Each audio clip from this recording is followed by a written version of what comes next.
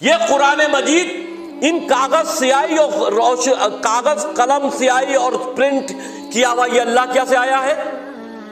मतलब आप ये नहीं ना पहले आप मेरे ये मेरा जवाब दीजिए ना। नकल किसकी की है?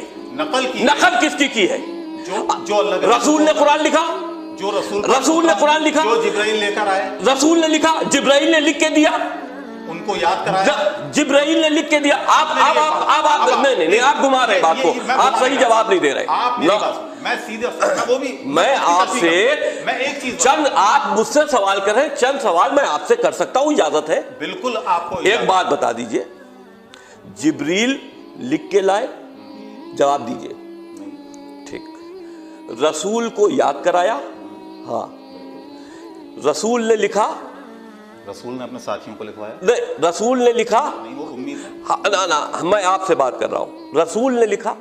उन्होंने याद किया, लिखा, लिखा, लिखवाया, लिखवाया। एक बात बताइए, लिखा, याद करके रसूल ने लिखा, खुद नहीं लिखा। अच्छा सुनिए, रसूल ने लिखवाया आप कहते हो, बुखारी को मानते? बुखारी शरीफ की हदीस नंबर, जी मैं बता रहा हूं, हदीस नंबर 5003 और 5004, जिसमें यह लिखा है कि जब रसूल का इंतकाल हुआ तो सिर्फ 4 लोग कुरान मजीद के बारे में जानते थे। ठीक। रसूल के साथ हजरत अली रहते थे, जो उनके दामाद भी थे और उनके भाई भी थे। बुखारी में आपने नहीं लिखा कि वो कुरान के बारे में जानते थे। 1 मिनट। खलीफाए अव्वल, खलीफाए दोम, तीसरे खलीफा, उनका नाम नहीं है कि वो कुरान के बारे में जानते थे। बुखारी शरीफ की आयत हदीस नंबर 4986 और 4987 पढ़िएगा। उसमें लिखा है कि 4986 में लिखा है, पहले और दूसरे खलीफाओं के बीच में बातचीत हुई कि आयतों को इकट्ठा किया जाए। ठीक। आयतों को इकट्ठा किया गया। सोच समझ के अपनी बात रखिएगा। बिल्कुल सोच। मेरा जो सवाल आएगा सुन लीजिए, आपसे झेला नहीं जाएगा। बिल्कुल साहब, आपके सवाल से आपको मुतमईन करूंगा। आयतों को जमा किया जाए। 4 लोगों के नाम उससे पहले लिख चुके हो कि सिर्फ 4 लोग जानते थे, उन 4 के नाम कोट है। 4 में से एक थे ज़ियाद। सिर्फ 4 में से एक ने यह काम किया, आयतों को इकट्ठा किया, और वो पत्थर से लिखा गया। सुनिए, यह आपकी बुखारी शरीफ में है, पढ़ लीजिएगा। आपकी नहीं, मैं बुखारी को नहीं मानता, वो आपकी हदीस होगी। सुनिए, मैं कुरान को मानता हूँ, मेरे लिए कुरान काफी है। नहजुल बलागा को मानते हैं? बिल्कुल मानता हूँ, मेरे लिए कुरान और नहजुल बलागा काफी है। बुखारी शरीफ को आप मानते? नहजुल बलागा को मानते हैं? बिल्कुल मानता हूँ। ठीक है। आप हजरत अली से ज्यादा जानते हैं? नहीं। ठीक है। नहीं। उन्होंने क्या कभी इस पर सवाल उठाया कुरान की इन आयतों पर? हजरत अली से लेकर हजरत अली 3 खलीफाओं के बारे में आप 1 मिनट सुन लीजिए, फर्जी आपको आयतें डाली। बिल्कुल। क्या हजरत अली ने उन 3 खलीफाओं की इंटीग्रिटी पर सवाल उठाया? ठीक। क्या इमाम हुसैन ने कभी उठाया? क्या इमाम हसन ने उठाया? नहीं। क्या आप उनसे ज्यादा जानते हैं? बिल्कुल नहीं। सुनिए, हमारी शिया अकीदे में जो हमारी किताबें हैं, अब इसके लिए हमें अपनी शिया किताबों से आपको जवाब देना पड़ेगा। हमारी शिया किताबों में यह है, जब कुरान इकट्ठा हो रहा था तो हजरत अली अलैहिस्सलाम कुरान लेकर दरबार खलीफा में पहुंचे थे। 2 बार पहुंचे हैं हमारी किताबों में। खलीफाओं ने अली का कुरान लेने से इनकार कर दिया था। तीसरे खलीफा के दरबार में फिर पहुंचे थे, जब तीसरे खलीफा को पता चला कि बहुत सी आयतें और बहुत से मैसेजेस, ये बुखारी शरीफ की 4987 में लिखा है कि बहुत सी आयतें जब वायरल हो रही थीं तो तीसरे खलीफा को जब बताया गया तो तीसरे खलीफा ने हफ्सा क्या से वो कुरान मजीद मंगाया, जो पहले दूसरे ने जैद से लिखवाया था। दूसरे के बाद वो हफ्सा क्या रख दिया गया था। हफ्सा क्या से कुरान मजीद मंगवाया, उसकी कॉपी करवाई और वो हफ्सा को वापस कर दिया।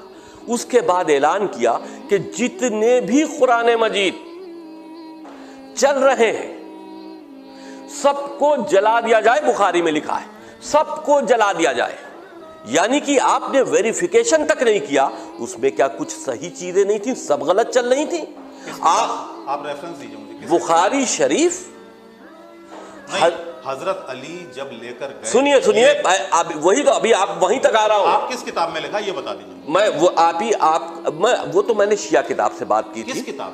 अरे भाई हमारी दीनियात में लिखा है, हमारी दीनियात में लिखा है, हमारी मैं इसलिए पूछ रहा हूं कि आप शिया थियोलॉजी के कोई मास्टर नहीं है। बिल्कुल नहीं है, है ना? कोई अथॉरिटी आपको नहीं बिल्कुल नहीं है, बिल्कुल नहीं है। मुझे किताब का नाम बताइएगा ताकि मैं भी रिसर्च करूं।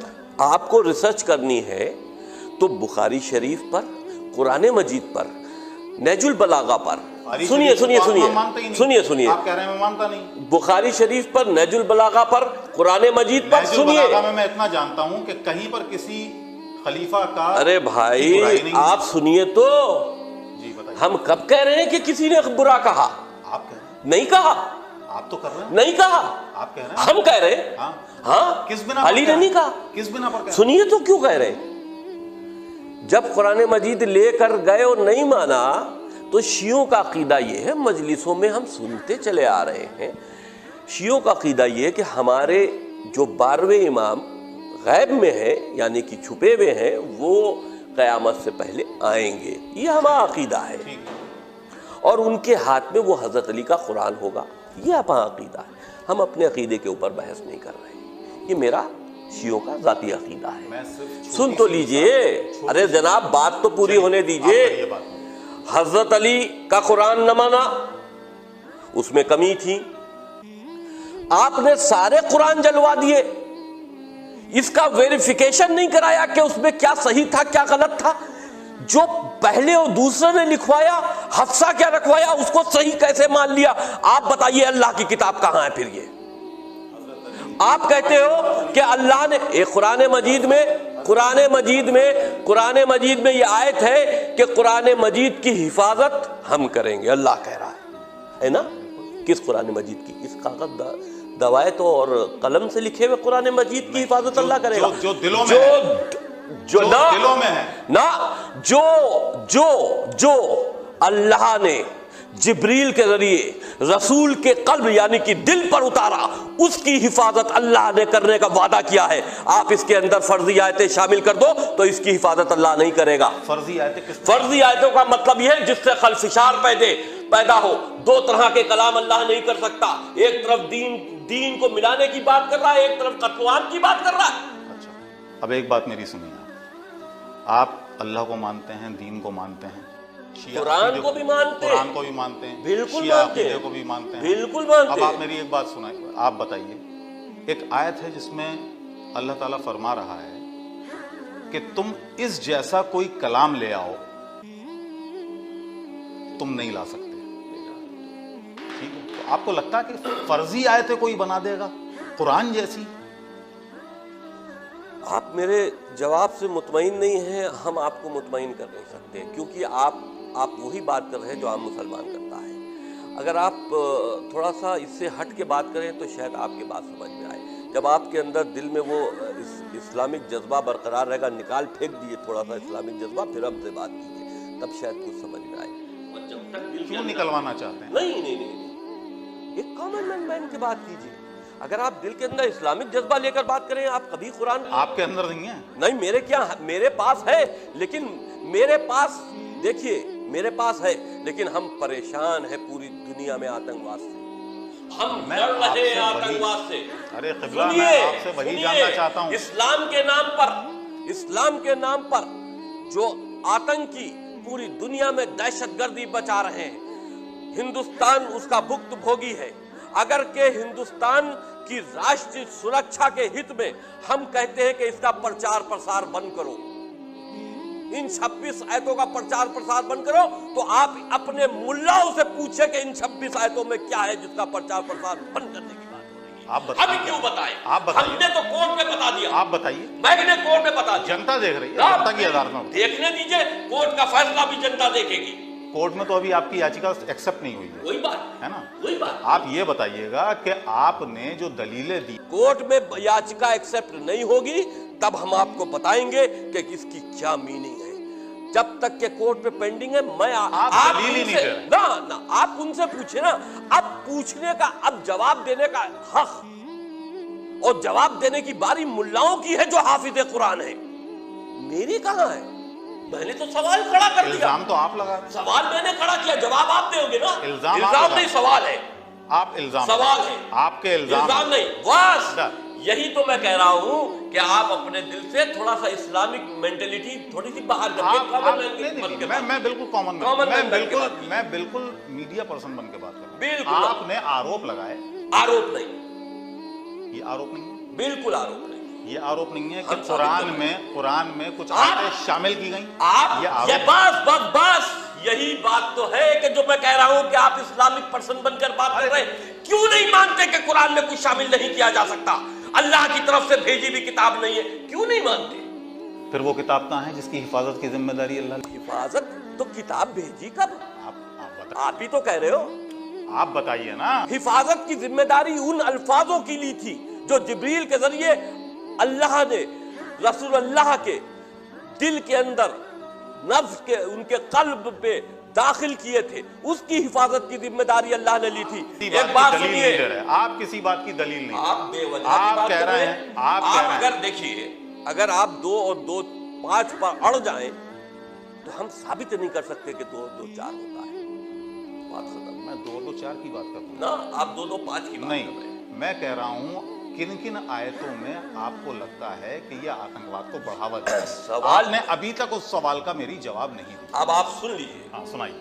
अब मैं आपको बताइए, मेरे पास भी है, आप भी उठा लीजिए। कौन सी आयत है बताइए? सूरा 2 जी, आयत 191 जी, सूरा 9 आयत 28, सूरा 3 आयत 151, सूरा 4 आयत 101, सूरा 8 आयत 65, सूरा 4 आयत 56, सूरा 4 आयत 89, सूरा 5 आयत 57, सूरा 5 आयत 51, सूरा 33 आयत 61, सूरा 48 आयत 20, सूरा 41 आयत 27, सूरा 41 आयत 28।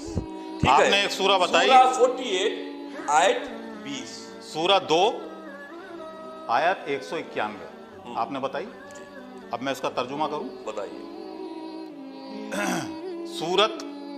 सूरा 2 आयत 191, इसमें आपने जिक्र किया है, जो आपने उसमें शामिल किया। उनसे लड़ो जहां भी तुम्हारी उनसे मुठभेड़ हो जाए, और उन्हें निकालो जहां से उन्होंने तुम्हें निकाला है, इसलिए कि कत्ल हालांकि बुरा है मगर इस दंगा फसाद इससे भी ज्यादा बुरा है। और प्रतिष्ठित मस्जिद यानी काबा के निकट तक जब वे तुमसे लड़ें तब तुम भी लड़ो, मगर जब वो वहां लड़ने से ना चूके तो तुम भी निसंकोच उन्हें मारो कि ऐसे अधर्मियों की यही सजा है। और फिर अगर वो बाज आ जाए तो जान लो अल्लाह क्षमा करने वाला और दयावान। अब आप एक मुझे बात रख दीजिए।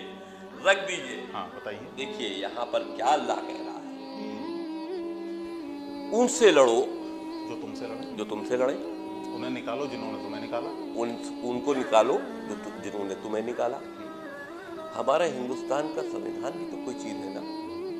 ठीक, अगर के हम आपकी हत्या करने आए, सेल्फ डिफेंस का हक है। सेल्फ डिफेंस का हक है ना, है। आप हमें गोली मार दीजिएगा, क्या करूंगा? आपका कौन सा मुकदमा लगेगा? आप मुझे गोली मार दीजिएगा, हत्या का ना। हाँ। लेकिन मैं साबित कर दूंगा कि मैंने अपने सेल्फ डिफेंस में मारा। आप टांग पर गोली मार के भी रोक सकते थे। हाँ। सुनिए, निशाना चूक गया मेरा। नहीं तो ये तो बेवजह वाली बातें हैं, अपने को बचाने की बातें। देखिए जब जान पे बनी अल्लाह होती के है। कलाम की बात कर रहे हैं। सुनिए। आपने इसमें ये पढ़ा अधर्मी मीन्स जो तुमसे लड़े ना। एक अल्फाज अभी आपने पढ़ा अधर्मी, जब वो बाज आ जाए। अधर्मी, अधर्मी कौन? अधर्मी मीन्स क्या है? जो धर्म ना माने। कौन सा धर्म? कौन सा धर्म? जो एक इस्लाम? ईश्वर को ना माने। इस्लाम की बात हो रही, कुरान है तो इस्लाम की बात हो इस्लाम की बात हो रही ना। जो इस्लाम न मारे और आपसे लड़े, जो इस्लाम न माने और आपसे लड़े। आपसे लड़ने की तो बात पहले कह दी गई कि आप अपने डिफेंस करो, ठीक है। अब वो लोग जो अधर्मी हैं, यानी कि इस्लाम के नहीं मानने वाले हैं, एक तरफ अल्लाह कह रहा है तुम्हारा दीन तुम्हारे साथ, हमारा दीन हमारे साथ, एक तरफ कह रहा है कि अधर्मी। कैसे कह सकता है अधर्मी किसी को? क्या भाई एक आदमी आपसे, आपको अधर्मी कैसे हम कह सकते हैं?